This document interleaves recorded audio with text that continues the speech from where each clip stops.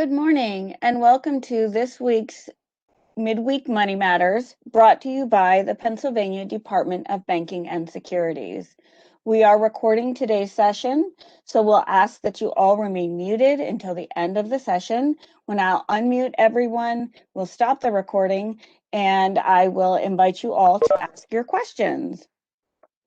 So without further ado, let's go ahead and get started. My name is Katrina Boyer, and as I indicated, today we'll be talking about saving for investing.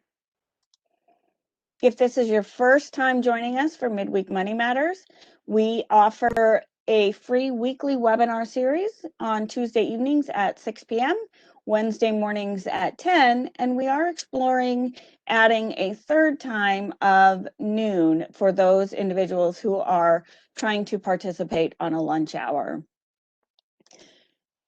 So today we're going to be talking about how we can save in order to be able to reach our investing goals for retirement. If you haven't been with us before, we've been talking about the alphabet soup of investment professionals. We've talked about different types of retirement accounts and how we can catch up.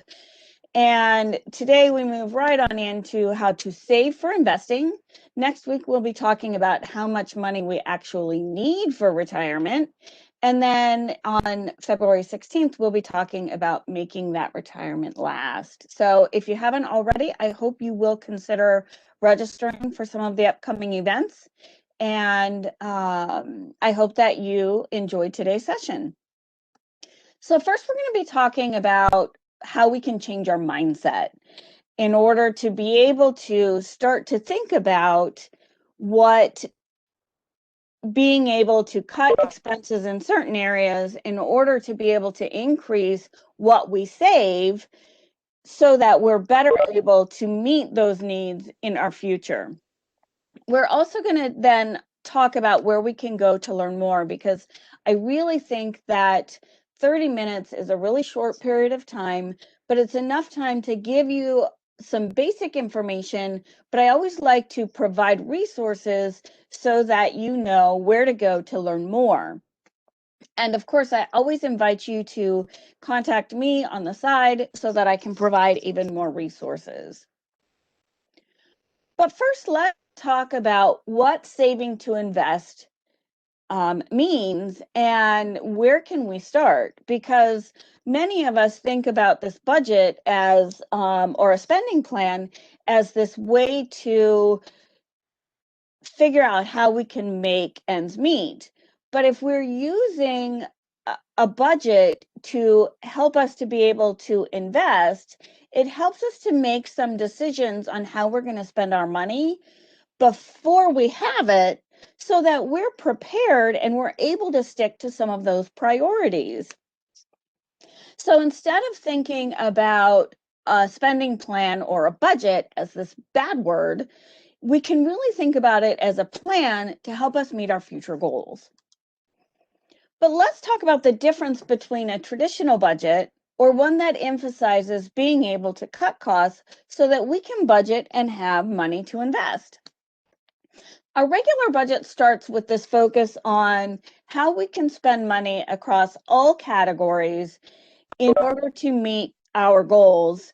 Maybe we want to start to deposit into a savings account to help meet our short-term goals or some of our long-term plans. A short-term goal could be saving money for a vacation. A long-term plan could be getting us to a point where we have our 6-month emergency account. When we start to budget for investing, we're really going to be focusing on spending less in some of the categories that have more flexibility. And when I mention categories, I'm talking about food expenses, living expenses, transportation costs, those types of things. Our goals then may actually help us to focus on saving money in some categories so that we're able to put more towards our 401k, our 457 for those of you who are Commonwealth employees or employees of other state organizations, in order to be able to put more money towards our retirement accounts, whether that's a 401k, an IRA, or something else. The goal for budgeting for investing is to be able to take as much money as we can to be able to put towards investing so we get a higher return on our investment. One of the first things I always like to encourage individuals to do is to create a spending log and record every penny that you spend for at least 30 days, and then assign it to a category based upon the type of expense it is, whether it's your housing, food, entertainment, whatever categories those fall into, can really help us to figure out where we're spending money. And I have to be honest, when I did my spending log the first time, I was really amazed at how much money I was spending that I hadn't necessarily accounted for. And so, what does that mean? Well, when we step back and we evaluate that log, it can help us to see where we may be spending more money than we thought on things that we can change. So, for instance, when I did mine, I realized that I had this incredible spending leak where I was spending an incredible amount of money at convenience stores, because every time I stopped for gas, I was getting a drink. I was getting soda because I needed caffeine, but I also needed water and I needed a snack, but I also wanted something sweet and savory. So what ended up happening was every time I went into a convenience store, I was spending $10 or $15. Well, if you multiply that by 10 times, that's a lot of money. And what I found was there were less costly ways for me to get the same things that I was buying already. So instead of buying a single bottle of water at the convenience store, I went to a big box store and I bought a whole case and I kept it in my car. The same went for sodas. I was able to buy a 12 pack and keep that in my car. That plugged a leak that enabled me to be able to put more money into some of my retirement accounts. This exercise really does help us to sort of focus on what's important to us and help us to change our attitude about our spending.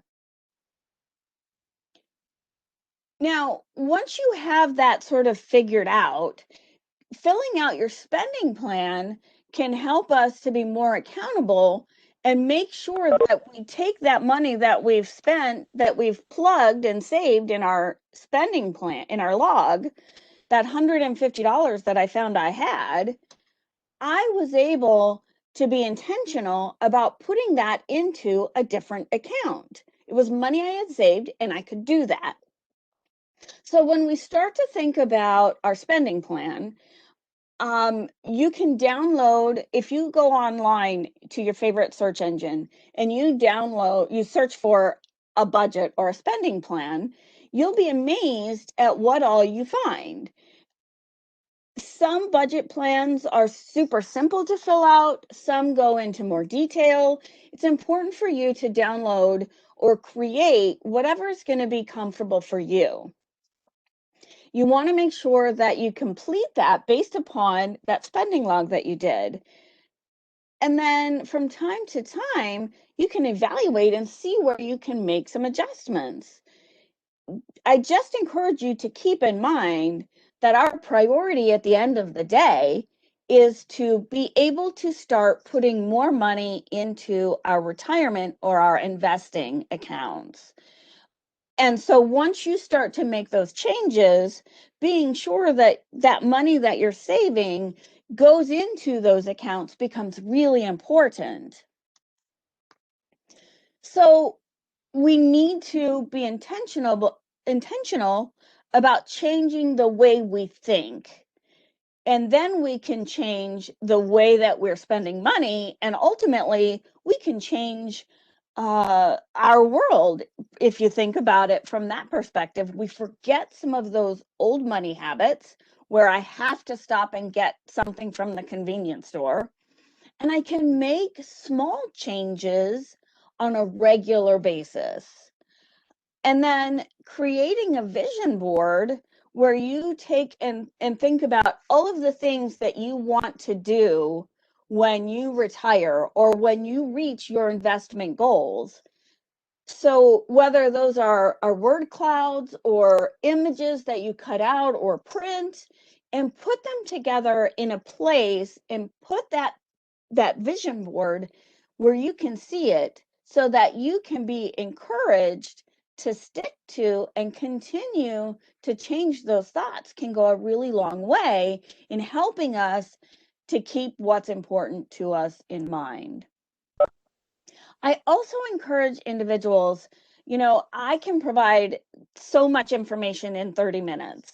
I can provide you with lots of other resources on the side, but taking the time to find books from authors that you respect can go a really long way.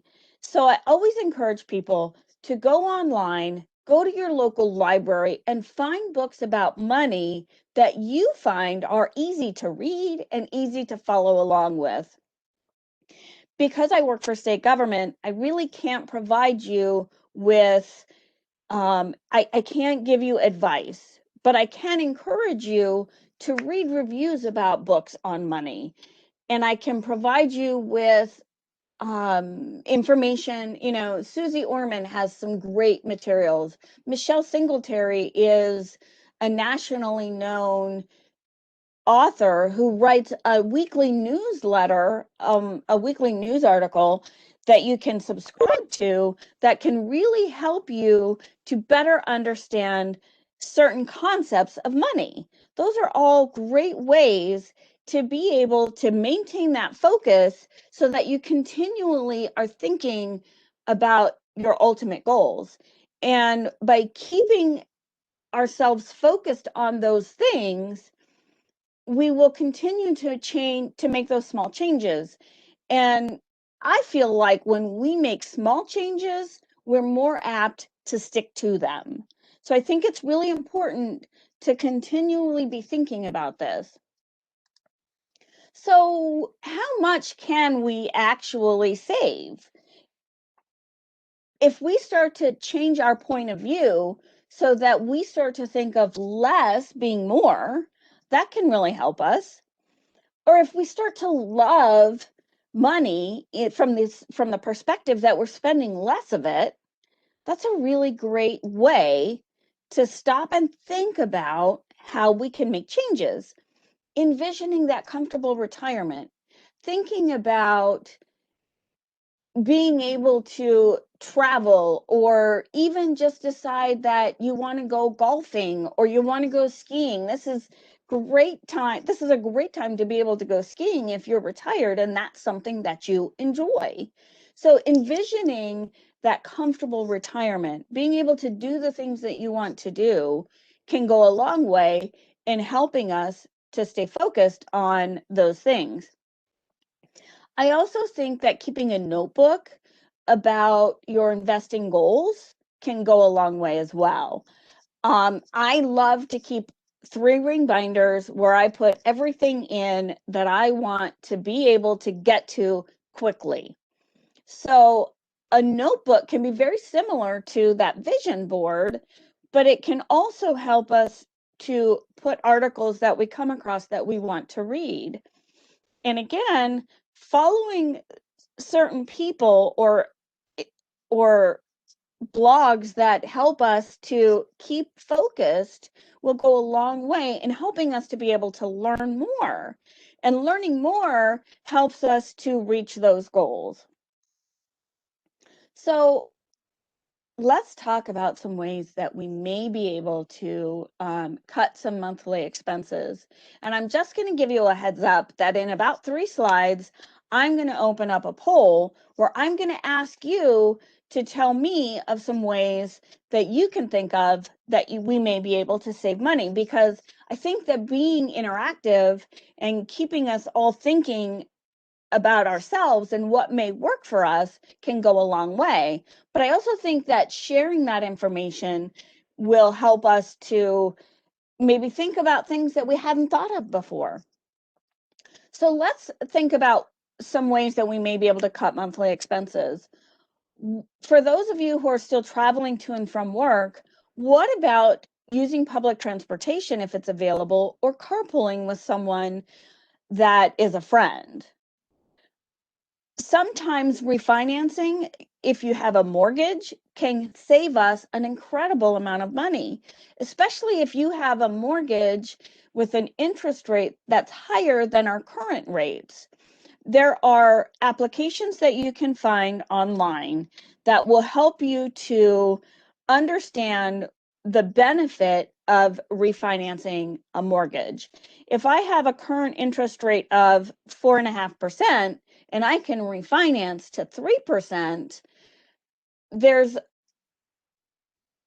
calculators online that you can do that you can plug in, so you can actually see, after you consider the fees and costs of refinancing, what your break-even point is. It will help you to understand how much money you may be able to save.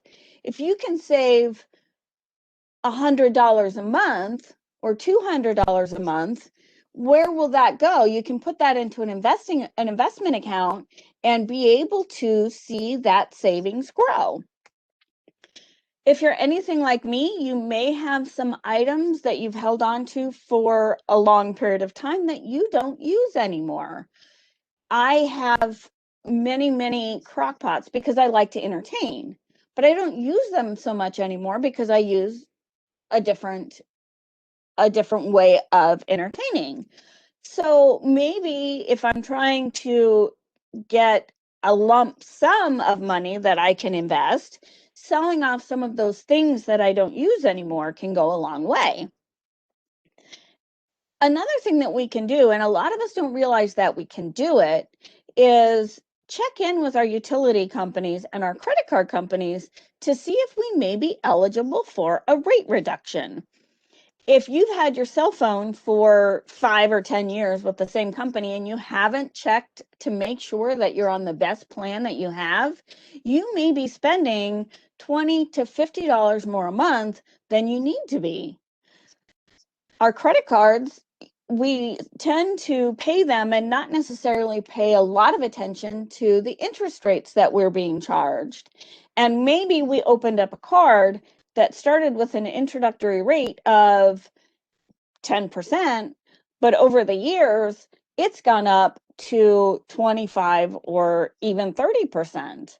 If we haven't taken notice to that, we could be paying an awful lot of money in interest.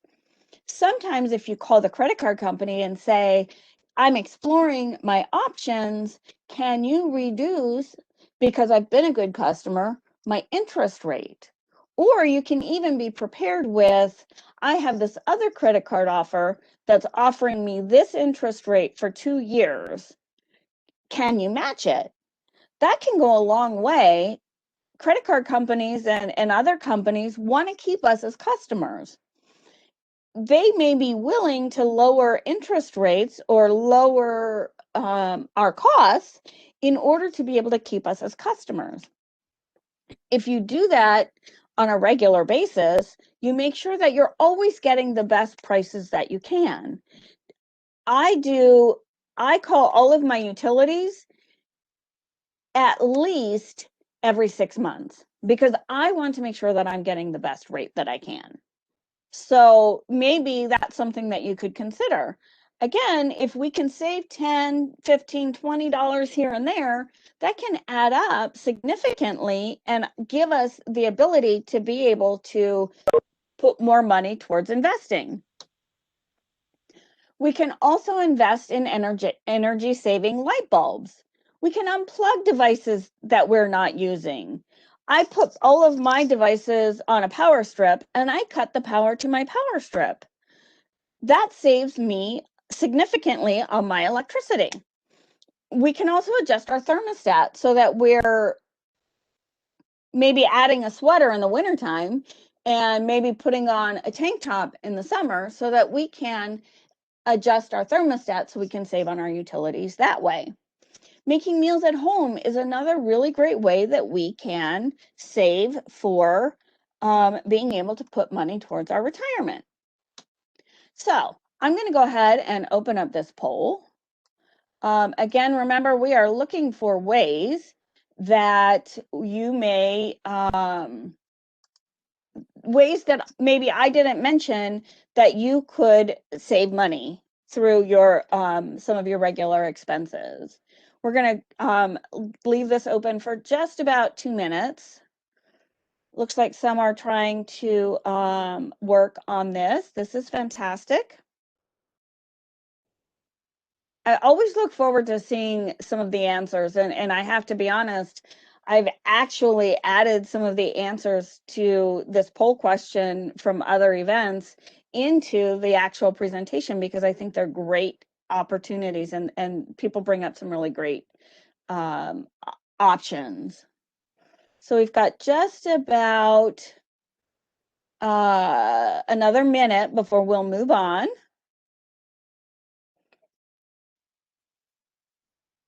Looks like we have 4 who have finished.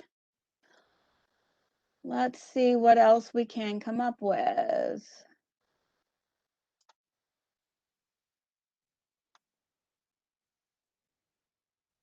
Looks like we've got another person or 2 who are working on submitting. This is fantastic. I love hearing back from my audience. You should be receiving about 15 minutes after today's webinar, a survey.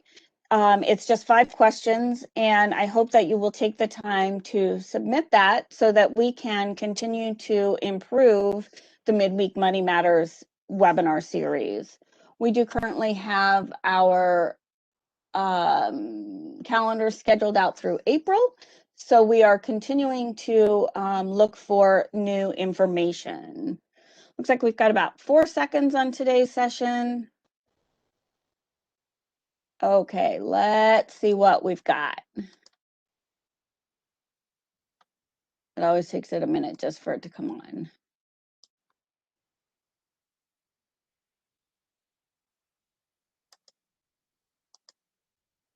Come on, guys.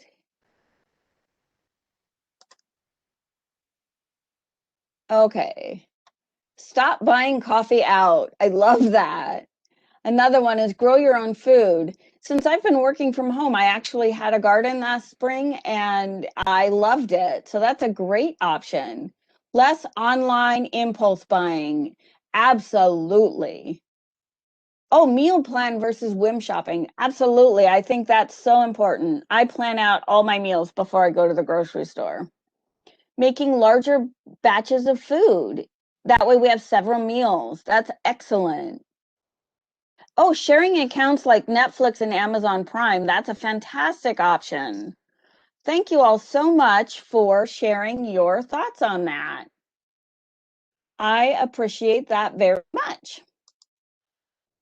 Okay, so as we move through, I do want to mention, if you weren't a part of our Midweek Money Matters at the end of the year, we talked about the fact that you can open an investment account with as little as $200.